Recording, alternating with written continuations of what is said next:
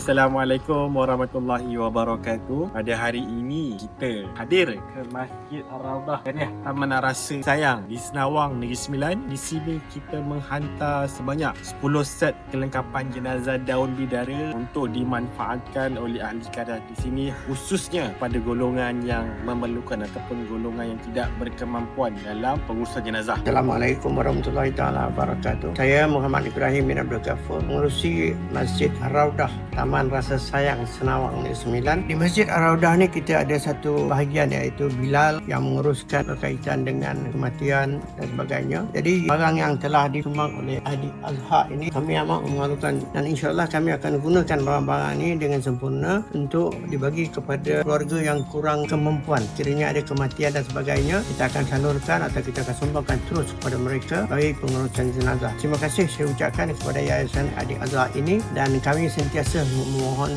sekiranya ada lagi sumbangan-sumbangan untuk diberikan kepada orang ramai melalui Masjid Ar-Raudah Taman Rasa Sayang. Kami mengucapkan ribuan terima kasih kepada tuan-tuan dan puan-puan di luar sana kerana menginfakkan set kelengkapan jenazah ini melalui Yayasan Ahli Azhar, dan kami yang akan mengagihkan kepada masjid-masjid ataupun hospital yang memerlukan. Kepada tuan-tuan dan puan-puan di luar sana, semoga dimurahkan rezeki, diberikan kesihatan yang baik, mendapat pahala yang berlipat ganda insya-Allah. Pada mereka yang di luar sana ingin berhajat untuk berinfak set kelengkapan jenazah di bawah Yayasan Ahli Azhar, hubungi terus di media sosial kita Yayasan Ahli Azhar _rasmi di platform TikTok, Facebook dan YouTube.